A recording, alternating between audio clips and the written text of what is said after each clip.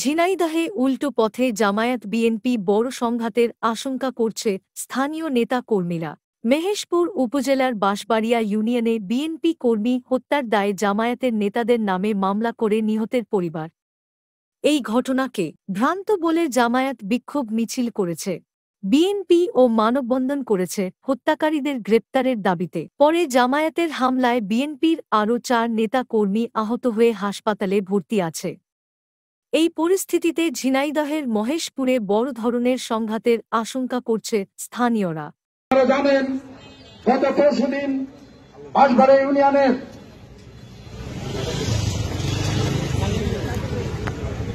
হাসনপুতা বাজারে মতিউর রহমানকে সাথে করে নিয়ে জামায়াত ইসলামের আমির ফারুক সাহেব যে গুরুত্বপূর্ণ বক্তব্য আপনি দিয়েছেন, আপনাকে আমরা বলে দিতে চাচ্ছি যে আপনি এই মহেশপুরের ১ নম্বর সন্ত্রাসী। কারণ এখানে অশান্তির বাতাবরণ ছিল না, অশান্তি সৃষ্টি করেছেন আপনি। আপনার কর্মীরা আপনার কথা রেখেছে, যার জন্য আজকে নিরীহ নিরপরাধ একটি মানুষকে বাড়ি থেকে ডেকে নিয়ে যেয়ে তাকে পিটিয়ে পিটিয়ে খুন করেছেন। এখন একটা ভান ধরেছেন সে নাকি আওয়ামী লীগ করে। আপনাদের বিভিন্ন পেজে তার নামটা আসছে, আপনারা এই কথা বলছেন। একটা মিথ্যাকে ঢাকতে গিয়ে আরেকটা মিথ্যার আশ্রয় নিচ্ছেন। আপনারা ধর্মের দোহাই দিন, কিছুই ধর্ম আপনাদের কাছে নিরাপদ নয়। আপনারা ধর্ম ব্যবসায়ী আর ধর্ম অন্ধ এক হয়ে গেছে। বিএনপি একমাত্র ধার্মিক দল। প্রত্যেকটা ধর্মে 3টে করে ধারা থাকে, একটা ধারা ধর্ম ব্যবসায়ী, আর একটা ধারা ধর্ম অন্ধ, আর একটা ধারা ধার্মিক। আপনারা কার সাথে? আমরা ধার্মিকের সাথে। তাই আমি আপনাদের কাছে বলতে চাই, 1757 সালে ব্রিটিশরা যখন ভারত দখল করেছে, 1947 সালে ধর্মের ভিত্তিতে দেশ ভাগ হয়েছে। অতএব এদেশের সকল মানুষই, প্রায় সকল মানুষই দেশের মুসলমান। আপনি মুসলমানের সাথে মুসলমানের জিহাদ বাড়িয়ে দিচ্ছেন।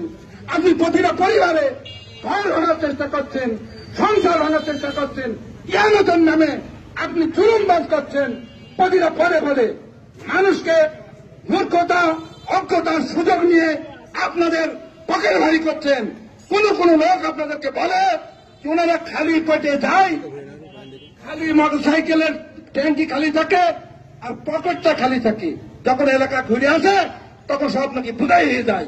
তাই আমি আপনাদের কাছে বলতে চাই, এখান থেকে আমি মহেশপুর থানা অফিসে এবং সকল প্রশাসনকে আমি আহ্বান করব, আপনাদের কাছে বলবো যেন আপনাদের বিরুদ্ধে আমাদের রাস্তায় দাঁড়াতে না হয়। আপনারা নিরপেক্ষ থেকে আপনারা এই আসামিদেরকে গ্রেপ্তার করেন। আপনাকে করতেই হবে, না করলে আমরা শহীদ জাফরের স্মরণে এই থানার সামনে কাফনের কাপড় পরে আমরা কর্মসূচি ঘোষণা করব। আমরা আজকে আপনি মনে করেন প্রতিটা ইউনিয়নে আমরা কর্মসূচি ঘোষণা করব। একই দিনই আমরা যারা রাজনীতি করিনি, এই মহেশপুরের রাজনীতি আমাদের প্রাণপ্রিয় নেতা মেহেদী হাসান রনির নেতৃত্বে এখানে আমরা কোন অফিস আদালত 5 তারিখে ভাঙচুর হতে চাইনি। এখনো পর্যন্ত রক্ত দিয়ে জীবন দিয়ে সমস্ত কিছুর উঠে আমরা সহাবস্থানে থাকার চেষ্টা করেছি। কতটুকু সফল হয়েছি কতটুকু হয়নি জানলে পাবলিক তার বিচার করবে।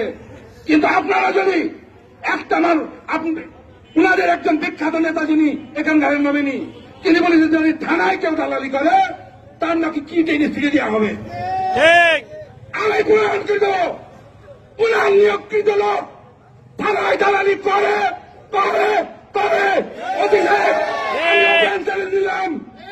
নিলাম, আমার কাছে তথ্য আছে।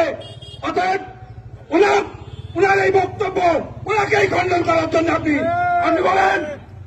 অতএব আপনাদেরকে আমি সতর্ক করে দিচ্ছি, এখানে আজকে আমাদের যে কর্মসূচি ছিল এই কর্মসূচি শান্তিপূর্ণভাবে আপনারা পালন করার জন্য সকল নেতৃবৃন্দকে শুভেচ্ছা এবং অভিনন্দন জানিয়ে আগামীকালের আমাদের যে অনুষ্ঠান আছে, আমাদের যে কর্মসূচি আছে, অবস্থান কর্মসূচি, সেটা আমরা পরে আপনাদেরকে জানাবো। এই বলে আমি আমার বক্তব্য শেষ করলাম। সকলকে ধন্যবাদ। আসসালামু আলাইকুম ওয়া রাহমাতুল্লাহ।